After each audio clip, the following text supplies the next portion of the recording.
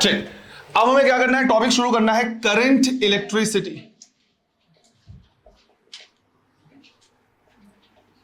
Current electricity, बहुत सारे छोटे छोटे टॉपिक है अगेन इसमें, चैप्टर भी हमारा क्या है, बड़ा है।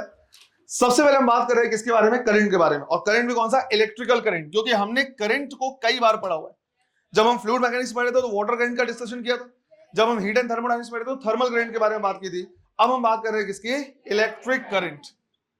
इलेक्ट्रिक करंट, सबसे पहले डेफिनेशन तुमको पता होना चाहिए, क्योंकि डेफिनेशन से एक क्वेश्चन क्या कर लेगा जाएगा, पूछ लिया जाएगा। किसी भी चीज के फ्लो को हम क्या बोलते हैं, करंट बोलते हैं। पानी बहता है तो वाटर करंट, हीट बहता है तो थर्मल करंट, चार्ज बहेगा तो rate of flow of charge, है ना, लिख लेना इसमें। इलेक्ट्रिक करंट क्या होगा, rate of flow of charge. एक क्वेश्चन अभी तुरंत करेंगे, कुछ फंडामेंटल चीजें और लिख लेते हैं। तो अगर हम फॉर्मूला के हिसाब से देखेंगे तो हम लिखेंगे dq बाई dt, या simple q divide by t भी लिख सकते हैं, जहां पे ये हो जाएगा rate of flow of charge. dq जो लिखा है वो चार्ज लिखा हुआ है, कितने टाइम में फ्लो हो रहा है। इसको ऐसे इमेजिन करना है हमें। अभी तक हम बकेट ले रहे थे, कैपेसिटर जिसमें चार्ज रख दिया था, मतलब पानी रख दिया। अब हम क्या कर रहे हैं, ले रहे हैं उसकी जगह वायर जिसमें चार्ज फ्लो होगा। तो कंपेयर करने के लिए क्या लेंगे, पाइप लेंगे, और उस पाइप में क्या होगा, पानी बहेगा, तो हम उसको बोलेंगे क्या, करंट। अगर हम इस चीज के बारे में बात करें तो एक चीज ध्यान रखना है, ये one of the fundamental quantity है। यूनिट एंड डायमेंशन के टाइम पे पढ़ा था हमने, दो टाइप की quantity, fundamental and derived. Electric current one of the fundamental quantity है। अगर हम इसके यूनिट की बात करें तो यूनिट क्या लिखते हैं, एम्पियर, शॉर्ट फॉर्म में लिखते हैं ए। और 1 एम्पियर का मतलब होता है जब 1 कूलम चार्ज 1 सेकंड में क्या कर जाए, फ्लो कर जाए। तो 1 एम्पियर का मतलब है 1 कूलम चार्ज पर सेकंड, या 1 सेकंड में जितना भी क्या करेगा, फ्लो करेगा। एक ध्यान इस बात का रखना है कि ये एक स्केलर क्वांटिटी है, ये एक स्केलर क्वांटिटी है, बट इसके पास डायरेक्शन होता है। ये भी ध्यान रखना है, इसमें कोई गड़बड़ी नहीं है। ये नहीं कि ये गलत लिखा है या फिर ये गलत लिखा हुआ, क्वांटिटी स्केलर ही है, बड़ा डायरेक्शन होता है। तो क्वांटिटी स्केलर क्यों है, डायरेक्शन है उसके बावजूद क्वांटिटी स्केलर क्यों है, डिस्कस किया हुआ है हमने। क्योंकि ये लॉ ऑफ वेक्टर एडिशन को फॉलो नहीं करता। अगर किसी को मेरे को बिल्कुल 2-3 लाइन में बताना है कि लॉ ऑफ वेक्टर एडिशन क्या है, तो हम क्या बता सकते हैं कि भाई अगर मैं 2 और 3 को जोड़ूं तो आंसर 1 से 5 तक कुछ भी, अगर 1 से 5 तक कुछ भी हो सकता है, तो हम बोलेंगे वो लॉ ऑफ वेक्टर एडिशन को फॉलो कर रहा है। मतलब उसका जो रिजल्टेंट है वो डिपेंड कर रहा है इस बात पे कि दोनों के बीच का एंगल कितना है। और अगर 2 + 3 हमेशा ही 5 आए तो वो लॉ ऑफ वेक्टर को एडिशन को फॉलो, इसके बारे में डिस्कशन ऑलरेडी वेक्टर में हमने किया हुआ है। तो स्केलर क्वांटिटी है since does not follow the law of vector addition. Law of vector addition simple सा है, बट इस चीज का ध्यान रखना है कि इसके पास क्या होता है, डायरेक्शन होता है। और इसके डायरेक्शन को दो तरीके से हम डिफाइन कर सकते हैं। या तो हम कह सकते हैं कि हाई पोटेंशियल से लो पोटेंशियल की तरफ फ्लो होता है। तो पहला तरीका हो जाता है from high potential to low potential. Second तरीका होता है चार्ज के हिसाब से, चार्ज के बेसिस पे हम क्या कर सकते हैं, डिफाइन कर सकते हैं। हम कहते हैं पॉजिटिव चार्ज जिधर फ्लो होता है, सेम उस डायरेक्शन में भी इलेक्ट्रिक करंट का डायरेक्शन ले सकते हैं, या जिधर नेगेटिव चार्ज आता है उसके अपोजिट डायरेक्शन में भी ले सकते हैं। तो हम यहां पे लिख सकते हैं same as direction of positive charge and opposite to the direction of negative charge. तुम चाहो तो ये सारी चीजें साथ साथ लिख सकते हो, ऐसा कोई इंपॉर्टेंट नहीं, फंडामेंटल चीजें लिख रहे हैं। तो अगर मैंने बोला पॉजिटिव चार्ज इधर जा रहा है तो हम बोलेंगे इलेक्ट्रिक करंट इधर जा रहा है, और अगर हमने बोला नेगेटिव चार्ज इधर जा रहा है तो इलेक्ट्रिक करंट उसके अपोजिट डायरेक्शन में जाएगा। सीधी सी चीज है। अब यहां से एक सिंपल सा हम क्या कर सकते हैं, क्वेश्चन देख सकते हैं, उससे आगे भी हम चीजों को रिलेट करेंगे। पहले इसको लिखो, एक सिंपल सा क्वेश्चन लिखा रहा हूं यहां पे। An electron is revolving around nucleus. An electron is revolving around nucleus in radius r with velocity v.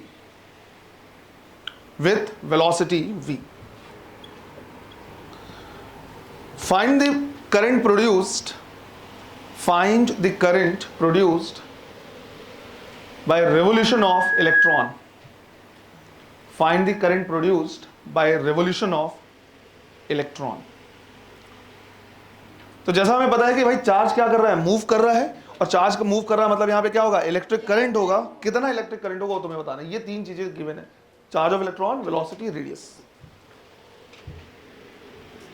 बोलेंगे कितना चार्ज है, और मान लो एक पूरे चक्कर को कंप्लीट करने में कितना टाइम लग रहा है, वो कहलाएगा टाइम पीरियड। तो हम बोलेंगे देखो इतना चार्ज है और एक पूरा चक्कर जब आया, क्योंकि हाफ के लिए 1/4 के लिए सब नहीं निकाल पाएंगे, तो हमने पूरा एक कंप्लीट क्या कर लिया, सर्कल ले लिया, और हमने बोला उसके लिए टाइम लगेगा, that is known as time period.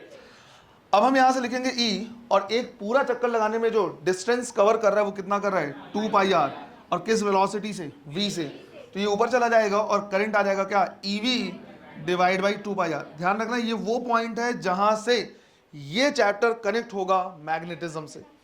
जब हम क्या करेंगे, ये सीखेंगे कि कोई भी मटेरियल पैरामैग्नेटिक, डायमैग्नेटिक या फेरोमैग्नेटिक क्यों होता है, तो उस टाइम पे हमें क्या करना पड़ेगा, इलेक्ट्रॉन तक जाना पड़ेगा, एक एक एटम तक जाना पड़ेगा, और वहां पे हम क्या करेंगे, यहां तक पहुंचेंगे ही पहुंचेंगे कि एक इलेक्ट्रॉन कितना करंट जनरेट कर रहा है, और अगर करंट मिल जाएगा तो मैग्नेटिक इफेक्ट ऑफ करंट हम क्या कर सकते हैं, निकाल सकते हैं, और एक एटम के लिए मैग्नेटिज्म कितना होगा या कितनी मैग्नेटिक वैल्यू होगी, वो सब हम क्या करेंगे, देखेंगे, जिसको एटॉमिक मैग्नेटिज्म में पढ़ेंगे। तो ध्यान ये रखना, ये वो पॉइंट है, क्वेश्चन छोटा सा है, बट इससे क्या होता है, कनेक्ट होता है अगला चैप्टर। क्लियर है ये?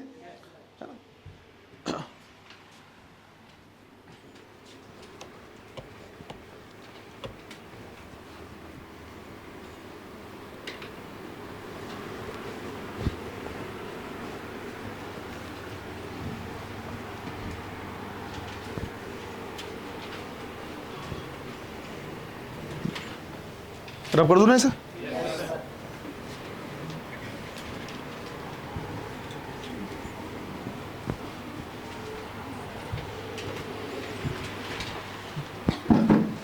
देखो अब ये वो चैप्टर है जिसमें हम इलेक्ट्रिकल का सेकंड कंपोनेंट पढ़ने वाले, किसी भी सर्किट का दूसरा कंपोनेंट, दैट इज रेसिस्टर।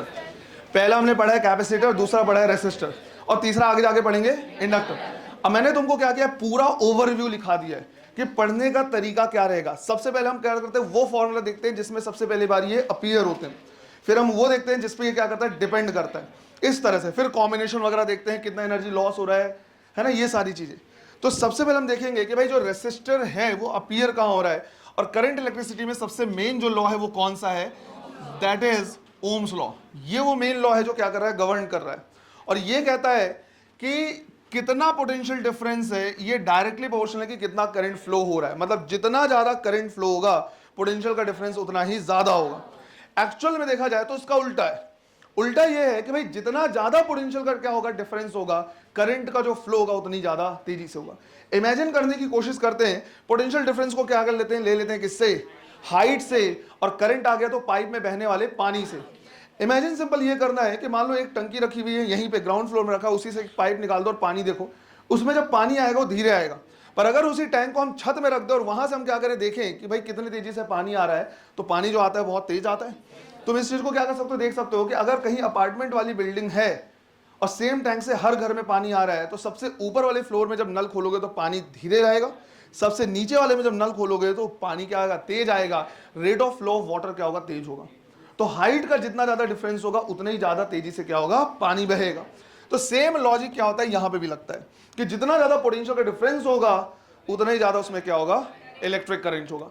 और जब प्रोपोर्शनलिटी साइन क्या करते हैं, हटाते हैं, तो क्या लगाते हैं, कांस्टेंट लगाते हैं, विच इज आर, और आर को हम बोलते हैं क्या, रेसिस्टेंस ऑफ वायर।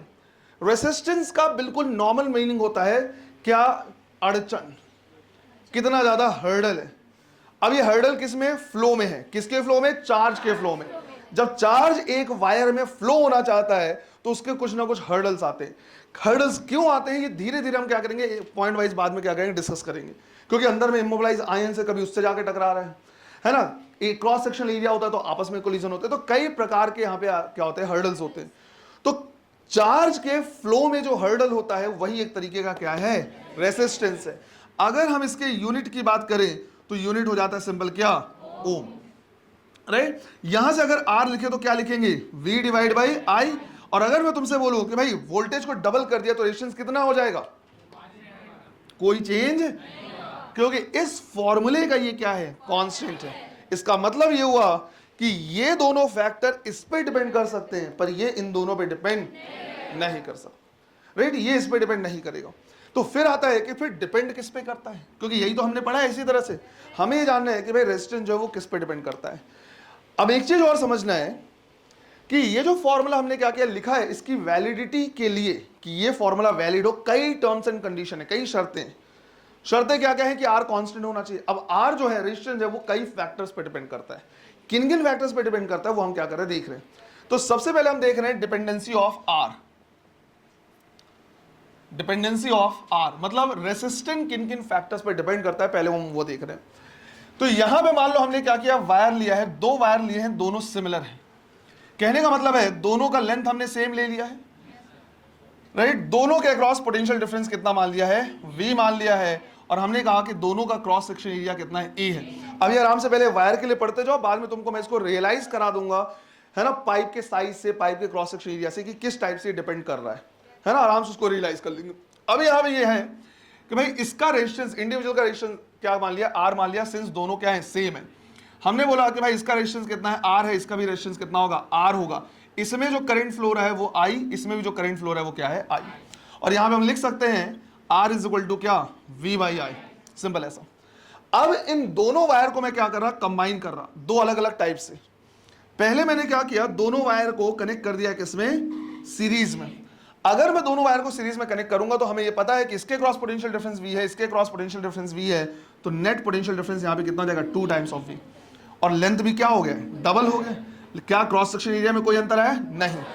क्या करंट के फ्लो में कोई अंतर आएगा, नहीं। जितना करंट इसमें फ्लो रहा है उतना ही करंट इसमें भी जाएगा। इसका मतलब ये हुआ कि अगर हम पाइप से बहते हुए पानी को देखें तो लेंथ पे डिपेंड नहीं कर रहा है। लेंथ को अगर क्या कर दोगे भाई, इससे यहां पानी गिर जाएगा, इसके सामने एक और पाइप लगा दो, पानी उतनी ही स्पीड से आएगा, बस आगे से जाके गिरेगा। तो हमने बोला कि भाई करंट जो है उतनी है। लेकिन मैं ये जानना चाहता हूं कि भाई इस पूरे कॉम्बिनेशन का रेसिस्टेंस कितना हो गया, R डैश की वैल्यू कितनी हो गई। तो मैंने कहा कि देखो ऐसा है कि R dash is equal to, हम क्या कर रहे हैं यहां पे लिख रहे हैं कि कितना वोल्टेज है, दैट इज 2V, और कितना करंट फ्लो रहा है वो है I। तो 2 टाइम्स हो गया क्या, V बाई I के। और V बाई I को रिप्लेस किया जा सकता है किससे, R से। तो ये हो गया कितना, R, 2R, 2 multiplied by R।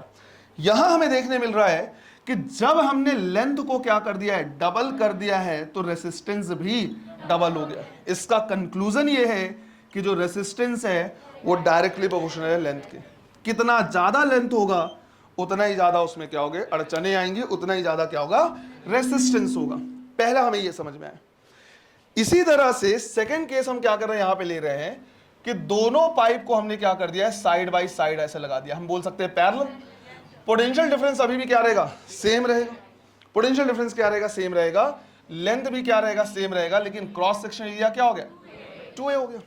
अब अगर मैं करंट का फ्लो देखूं तो दोनों से करंट क्या हो रहा है, I और I फ्लो हो रहा है, डबल हो जाएगा। इसका मतलब हुआ कि उसी टैंक से मैं दो पाइप लगा दे रहा। तो अब अगर मैं बकेट में देखूंगा पानी कैसे फ्लो हो रहा है, वो हो रहा है, फिल हो रहा है, तो डबल है ना, दोनों से पानी आएगा। अब मुझे ये जानना है कि भाई ओवरऑल इनका जो रेसिस्टेंस है वो कितना हो गया। तो मैं यहां पे क्या करूंगा, लिखूंगा कि देखो रेजिस्टेंस में लिख सकता हूं V divide by total current कितना है, 2I। तो हम लिख सकते हैं half of V by I, right, half of V by I। और V बाई I को R से रिप्लेस किया जा सकता है। तो R डैश कितना हो गया, R बाई 2। मुझे यहां पे समझ में आ रहा है कि जब मैंने एरिया को क्या किया है, डबल किया है, तो रेसिस्टेंस क्या हो गया, हाफ हो गया। कंक्लूजन ये निकलता है कि रेसिस्टेंस जो है वो इनवर्सली प्रोपोर्शनल है किसके, एरिया के, क्रॉस सेक्शनल एरिया के। दोनों को अगर हम क्या करते हैं, कंबाइन करते तो हम बोलेंगे L बाई A के प्रोपोर्शनल है। और जब प्रोपोर्शनैलिटी साइन हटाएंगे तो क्या लगाएंगे, कांस्टेंट लगाएंगे। तो यहां पे हमने जो कांस्टेंट लगाया है वो लगाया है rho, which is known as resistivity, या इसका दूसरा नाम स्पेसिफिक रेसिस्टेंस। ये ज्यादा ध्यान रखना, कई बार क्या होता है नाम ही नहीं पता होता, जबकि क्वेश्चन बिल्कुल इजी है और उसने बोल दिया स्पेसिफिक रेजिस्टेंस। अगर हम इसके यूनिट की बात करें तो यूनिट यहां से देख सकते हैं, ये हो जाएगा ohm metre square divide by metre. क्या बचा, ओम into metre.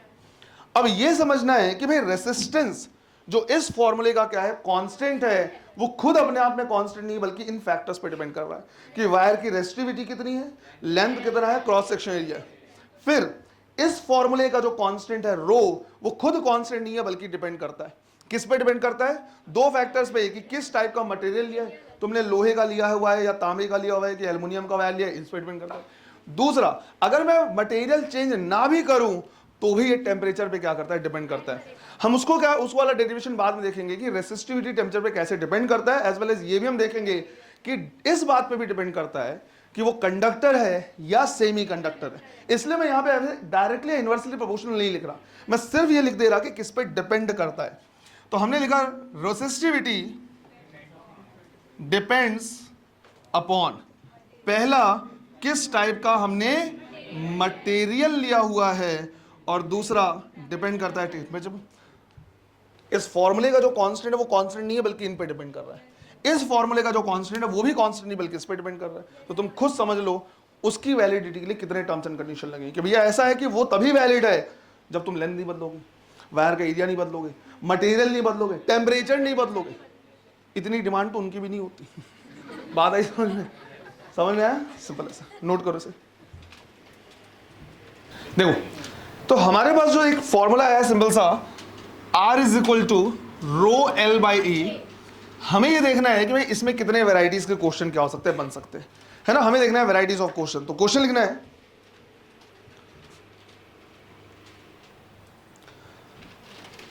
a wire of length L, a wire of length L and cross sectional area A, a wire of length L and cross sectional area A has resistance R, has resistance R. If it is stretched, if it is stretched to double its length, to double its length, then what will be its new resistance? What will be its new resistance? अब सुन लो इसको, यहां पे जो term है उस पे क्या करना है, ध्यान रखना है। इसमें बोला हुआ है स्ट्रेच करके लेंथ को डबल किया है। दो टाइप के क्वेश्चन आएगा, एक बोलेगा कि भाई हमारे पास L लेंथ का वायर है, इसका रेजिस्टेंस R है, डबल लेंथ है तो उसका रेजिस्टेंस कितना होगा। तो हम कहेंगे कि अगर L लेंथ का वायर है, रेजिस्टेंस R है, तो लेंथ अगर उसी वायर का मैं डबल ले लूं तो रेजिस्टेंस कितना हो जाएगा, डबल हो जाएगा। बट यहां पे बोला हुआ है इसको खींच के हम क्या कर रहे हैं, वो कर रहे हैं। जब इसको हम खींच के लेंथ डबल करेंगे तो एरिया क्या हो जाएगा, कम हो जाएगा, एरिया कम होगा। तो इसको हमने क्या किया, स्ट्रेच करके लेंथ क्या कर दिया, डबल कर दिया। अब मुझे ये जानना है कि भाई इसका एरिया कितना हो जाएगा। तो हम कहेंगे कि देखो ऐसा है कि जितने मटेरियल, मान लो लोहे का ये वायर है, तो भाई जितना लोहा चाहिए इसको बनाने के लिए इतने, इसमें भी तो उतना ही आयरन है। ऐसा थोड़ी कि इंक्रीज हो गया या डिक्रीज हो गया। तो वॉल्यूम जो इसका होगा वो क्या होगा, कांस्टेंट। और हम लिखेंगे V1 is equal to V2। पहला क्वेश्चन तो लिख लिया, बाद में करने की जरूरत नहीं पड़ेगी। इसको लिखेंगे A इंटू L, इसको हम लिखेंगे A डैश इंटू 2L। इससे कैंसिल होगा और A डैश कितना आएगा, A बाई 2। तो हम कहेंगे कि अगर खींच के हमने लेंथ डबल कर दिया है तो एरिया क्या हो जाएगा, हाफ हो जाएगा। अब मुझे रेजिस्टेंस निकालना है इसका। तो हमने कहा कि देखो पहले ऐसा था कि रेजिस्टेंस इक्वल टू था क्या, रो एल बाई ए। अब resistance R dash equal to लिखेंगे rho L dash by A dash, है ना। मटेरियल तो चेंज हुआ नहीं है। हमने लिखा एल डैश की जगह पे 2L और ए डैश की जगह पे a बाई 2, ये ऊपर जाएगा, और R dash 4 rho L by A. तो कितना लिखेंगे, 4 टाइम। तो इसमें दोनों का इफेक्ट हो रहा है, एक तो लेंथ के डबल होने से डबल हो रहा है और एरिया के हाफ होने से और डबल हो गया। तो टोटल कितना, 4 टाइम्स। बिल्कुल इजी सा क्वेश्चन है। एक और क्वेश्चन लिखना है, इतना स्पेस छोड़ लो, नोट कर लेना।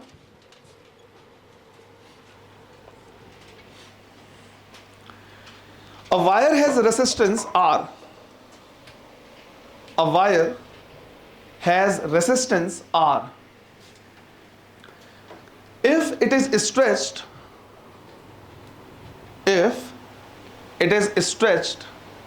such that its radius becomes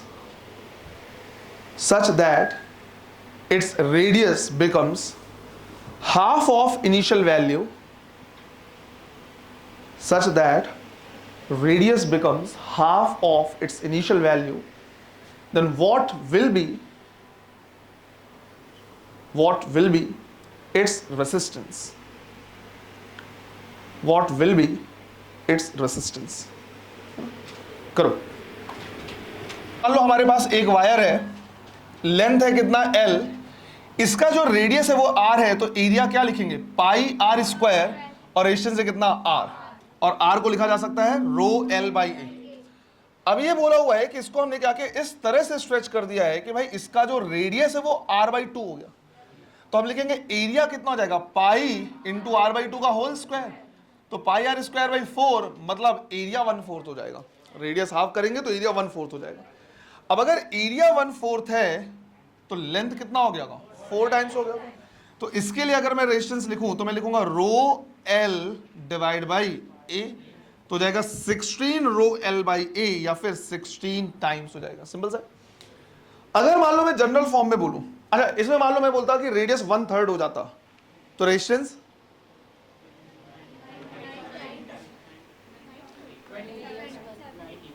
81 तक पहुंचने में 3 स्टेप ले लो। अगर 1/3 कर देंगे रेडियस तो एरिया 1/9 हो जाएगा। एरिया 1/9 है, मतलब ये 9 टाइम्स हो गया, और 9 टाइम्स हो गया तो 9 इंटू 9 81 टाइम्स। जनरल फॉर्म में मैं ये कह सकता हूं कि अगर मैं लेंथ को स्ट्रेच करके, ध्यान ये रखना, ये सबके लिए क्या है?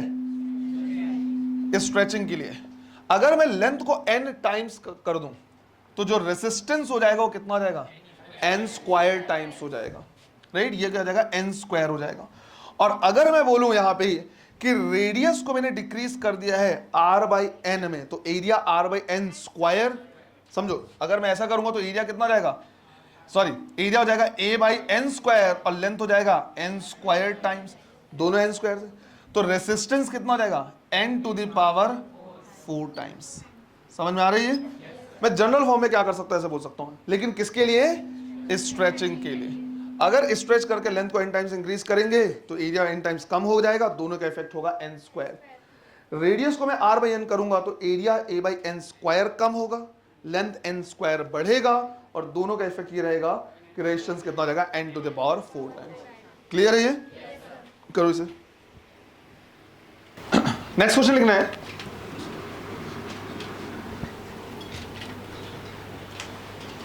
a wire has resistance R, a wire has resistance R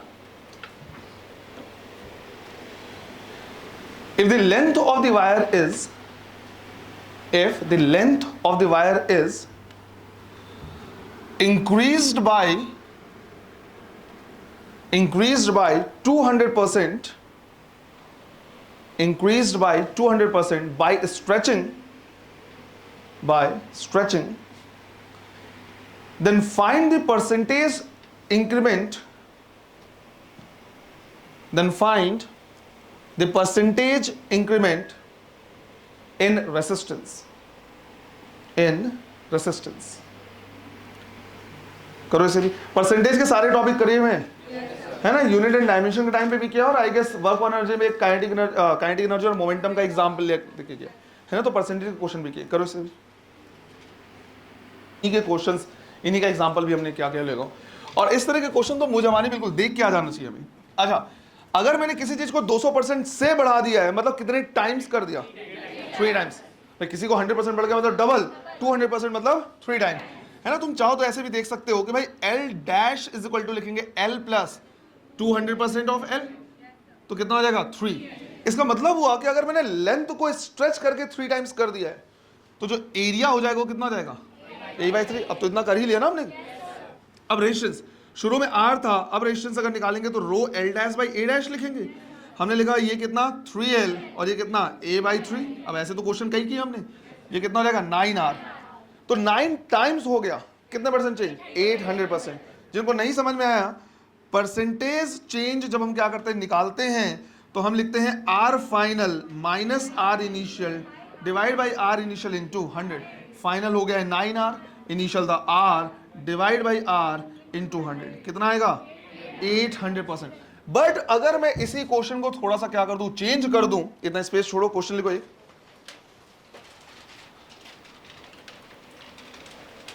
if the length of the wire, if the length of the wire is increased by 2%, is increased by 2% by stretching, then find the percentage change, find the percentage change in resistance, find the percentage change in resistance. बिल्कुल compare करके, जहां पे 200% change हुआ है, फिर उसी में 2% भी चेंज किया हुआ है, क्या डिफरेंस आएगा? मोर देन 5% का चेंज है, लेस देन 5% का चेंज है, और दोनों का मेथड अलग अलग बताया हुआ था. चलो करो. इसमें ग्रेटर देन 5%, लगभग 5 से 10% का चेंज अगर ज्यादा हो तो करने का तरीका अलग है, और अगर 5-10% से कम का चेंज है तो करने का तरीका अलग है. यहां पे एरर मेथड क्या करेंगे, यूज करेंगे.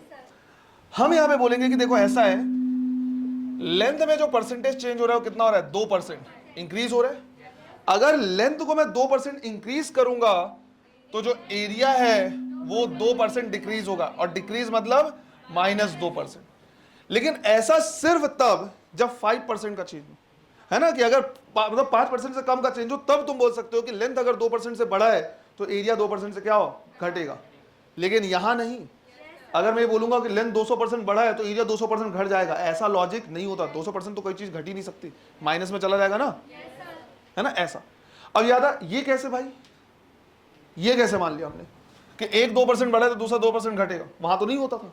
यहां पे अगर मैं लेंथ को 100% इंक्रीज कर दूं तो क्या एरिया 100% डिक्रीज हो जाएगा? एरिया 0 हो जाएगा क्या? नहीं. वो तो कितना परसेंट डिक्रीज हो रहा था? 50%. अरे हाफ हुआ ना.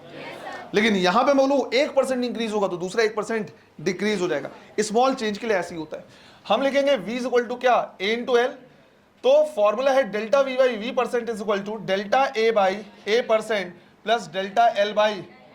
हमें पता है इनको इंक्रीज डिक्रीज कर दे, इसमें कोई चेंज नहीं आएगा. तो delta l by l percent is equal to minus delta a by a per. एक में जितना परसेंट इंक्रीज होगा दूसरा उतनी परसेंट डिक्रीज होगा. क्लियर है ये? तो इसलिए हमने ऐसा लिखा. अब हम यहां पे बोलेंगे कि भाई एरर मेथड लगाएंगे. Resistance is equal to rho L by A, ये तो और आसान है. Delta R by R percent is equal to delta rho by rho percent plus delta L by L percent minus delta A by A percent. अगर यही question error का होता कि लेंथ में 2% क्या है, एरर है, तो यहां माइनस नहीं बल्कि क्या होता, प्लस. ये डिफरेंस है. जब भी एरर निकाला जाता है हमेशा मैक्सिमम निकाला जाता है और सबको क्या करते हैं, ऐड करते हैं. लेकिन चेंज है, पता है मुझे कि किस डायरेक्शन में ये चेंज हुआ, ये बढ़ा है और ये घटा है, एग्जैक्टली पता है मुझे. अब यहां मैं बोलूंगा देखो ऐसा है, मटेरियल में कोई किसी टाइप का कोई चेंज नहीं हो रहा, तो यहां पे मैं क्या कर सकता हूं, लिख सकता हूं भाई लेंथ कितना परसेंट इंक्रीज हुआ है, 2%, माइनस एरिया कम हुआ है -2%. इनका ध्यान रखना, है ना. जिनका आंसर क्या आ रहा है, 0 आ रहा है, तुमने 2% यहां पे क्या किया, प्लस प्लस कर दिया. तुम खुद सोचो, स्ट्रेच करके लेंथ बढ़ाया है तो रेजिस्टेंस बढ़ेगा, और एरिया घटेगा तो भी रेजिस्टेंस बढ़ेगा. तो आंसर कितना आ जाएगा, 4%. अगर यही क्वेश्चन एरर का होता, सबको प्लस कर, 0 नहीं, फिर भी क्या आता, 4% आता, क्योंकि मैक्सिमम एरर निकालते हैं, फिर वहां पे साइन थोड़ी होता. कैसे पता चलता कि ये घटा है? एरर का मतलब होता है या तो ज्यादा हो सकता है या तो कम हो सकता है. तो अगर मैं क्वेश्चन का एरर का क्वेश्चन में इसका लैंग्वेज कैसा होता कि लेंथ में क्या है 2% का एरर और एरिया में भी 2% का एरर है, तो रेजिस्टेंस में 4% का एरर होगा. और अगर बोलेगा लेंथ में 2% का एरर है बाकी कुछ नहीं है, तो रेजिस्टेंस में सिर्फ 2% का एरर होगा. क्लियर है ये? दोनों को साइमल्टेनियसली करवाया हुआ है. ध्यान रखना, दोनों को सॉल्व करने का तरीका अलग अलग है. इनफैक्ट ये और भी सिंपल इजी कर लो, इसे भी जल्दी से देखो. तो एक ही फॉर्मूला में हमने ये भी देख लिया कि भाई लेंथ अगर क्या कर रहे हैं, स्ट्रेच करके डबल कर रहे हैं तो कितना चेंज होगा, अगर एरिया वगैरह को हाफ कर रहे हैं या 1/4 कर रहे हैं तो कितना चेंज होगा. फिर हमने ये भी देख लिया कि अगर परसेंटेज का क्वेश्चन पूछेगा 100%, 200%, 300% तो कितना चेंज होगा, और ये भी देख लिया कि 5% से कम का चेंज होगा तो भी कितना. इसमें एक क्वेश्चन और क्या कर सकता है, पूछ सकता है, क्वेश्चन लिखना है और इंपॉर्टेंट मार्क करना है इसको.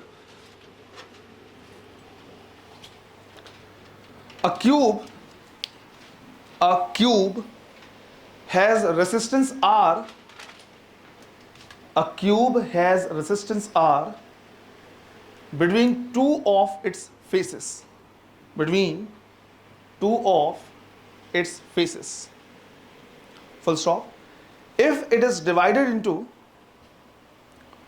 if it is divided into 64, if it is divided into 64 smaller cubes, 64 smaller similar cubes लिख सकते हो तुम. If it is divided into 64 smaller similar cubes, then what will be the resistance? Then what will be the resistance of one smaller cube? What will be the resistance of one smaller cube between two of its faces? Between two of its faces. Question clear है language से? है ना? एक बड़ा cube है, उसका resistance R है, 64 pieces में इक्वल इक्वल क्या कर दे, डिवाइड कर दे, और एक स्मॉल क्यूब को लेंगे तो उसका रेजिस्टेंस कितना होगा ये बताना है. करो, ट्राई करो. इन R/16 इस तरह के रहेंगे. क्या आ रहा है आंसर वैसे? 4R. समझो, लेट्स से हमारे पास क्या है, एक इस तरह का क्यूब है और ये बोला हुआ है कि इसके दो फेसेस के बीच में, है ना, मान लो ये एक फेस ले लिया, दूसरा फेस ये ले लिया, यहां से वायर निकाल दिया, यहां से वायर निकाल दिया, और बोला इसके बीच में रेजिस्टेंस कितना है, R. मान लिया कि क्यूब का जो साइड है वो कितना है, A है, तो रेजिस्टेंस हम लिखेंगे रो L/A. लेंथ हो जाएगा इन दोनों के बीच में कितना, स्मॉल a, और जो एरिया हो जाएगा, सिंस ये स्क्वायर फेस होगा, कितना हो जाएगा, A². इससे कैंसिल होकर रेजिस्टेंस आएगा रो/A. यहां से मुझे एक चीज समझ में आ रही है कि रेजिस्टेंस इनवर्सली प्रोपोर्शनल है साइड लेंथ. सिंपल ये, अगर साइड का जो लेंथ है वो इंक्रीज या डिक्रीज होगा तो उसके हिसाब से रेजिस्टेंस चेंज होगा. अब ये बोला हुआ है कि इसको हमने क्या कर दिया है, 64 स्मॉलर क्यूब्स में डिवाइड कर दिया है. 64 स्मॉलर क्यूब्स में डिवाइड कर दिया. अब जब हमने इक्वल इक्वल पीसेस में डिवाइड किया हुआ है तो मुझे ये जानना है कि जो स्मॉलर क्यूब है उसका जो साइड है वो कितना है. क्योंकि अगर मुझे ये पता चल गया कि साइड कितना है तो आराम से बताया जा सकता है कि भाई रेजिस्टेंस कितना होगा, है ना. हाँ, वो प्रिंट मिस्टेक है ना. मुझे क्या करना है, सिर्फ ये देखना है कितना है. अब मैं ये बोलूंगा, देखो चाहे मैं इसका वॉल्यूम ले लूं, चाहे मैं 64 इक्वल इक्वल क्या करूं, क्यूब का वॉल्यूम ले लूं, दोनों तो क्या होगा, सेम होगा. तो मैंने यहां से क्या क्या सॉल्व किया कि देखो ऐसा है, V1 इज इक्वल टू क्या होगा, V2, क्यूब का वॉल्यूम A क्यूब, और इसके क्या लिखेंगे, 64 इंटू A' का क्यूब. तो यहां से A' का क्यूब हो जाएगा A क्यूब डिवाइड बाई 64, और A' निकालेंगे तो A डिवाइड बाई इसका क्यूब रूट कितना हो जाएगा, 4. इसका मतलब हुआ कि इसका जो साइड हमने वो कर दिया है वो कितना हो गया, A/4. अब हम कहेंगे देखो ऐसा है, अगर इसको हमने 1/4 कर दिया है तो जो रेजिस्टेंस हो जाएगा वो कितना हो जाएगा, 4 टाइम्स हो जाएगा. जिनको ये समझ में नहीं आया है ना, ये सबसे सिंपलेस्ट तरीका है भाई, वॉल्यूम क्या रहेगा, सेम रहेगा. तुम ऐसे इमेजिन करने की कोशिश करो कि ये जो क्लासरूम है हमारा वो क्या है, एक क्यूब का शेप का है. अब एक फेस इधर ले ले, एक फेस इधर ले ले, इनके बीच का रेजिस्टेंस कितना है, R है. अब मुझे इसको 64 इक्वल पीसेस में डिवाइड करना है, इक्वल पीसेस में. तो उसको कैसे डिवाइड करेंगे, तो हर डायमेंशन को X, Y और Z को 4 बार काटना पड़ेगा. पहले एक बार हमने इस तरह से कट किया, 4 बराबर भाग में, 4 पार्ट हो गए, बड़े बड़े रेक्टेंगुलर स्लैब मिलेंगे. फिर इस वाले डायमेंशन को 4 बार ऐसे किया तो 4/4 कितना हो गया, 16 हो गया, रॉड जैसे मिलेंगे लंबे लंबे. फिर इस वाले पार्ट को भी 4 बार और, तो 16 पीसेस को अगेन 4 टाइम्स कर दिया, कितना हो गया, 64. और हर तरफ इसको 4 बार काटा है, इसको 4 बार काटा है, इसको 4 बार काटा है, तो हर डायमेंशन को 1/4 कर दिया. तो जो साइड हो जाएगा कितना हो जाएगा, A/4. और A/4 हो गया तो रेजिस्टेंस कितना हो जाएगा, 4 टाइम्स हो जाएगा. सिंपल सा क्वेश्चन है, एक फॉर्मूले में ऐसे क्वेश्चन बन सकते हैं. आज की क्लास अब हम इतनी कर रहे हैं क्योंकि अभी अगला जो टॉपिक है वो इतने में कंप्लीट नहीं हो पाएगा, प्रॉपर कल देखना पड़ेगा. तो कल हम क्या करेंगे, देखेंगे कि रेसिस्टिविटी जो है वो टेम्परेचर पे कैसे डिपेंड करता है. साथ ही साथ ये देखा, ध्यान देना कि ग्राफ के क्वेश्चन भी यहाँ पे बन सकते हैं. सिंस V = IR है, ग्राफ के क्वेश्चन भी क्या हो सकते हैं, बन सकते हैं. इनफैक्ट यहाँ पे भी आराम से बनाया जा सकता है. तो कल हम क्या करेंगे वो सब भी देखेंगे. तो टेम्परेचर डिपेंडेंसी ऑफ क्या करेंगे, रेसिस्टिविटी, और उसमें भी 2 चीजें हो जाएंगी, कंडक्टर है या सेमी कंडक्टर. क्लियर है ये? तो कल की क्लास में हम ये देखेंगे. चलो, थैंक यू.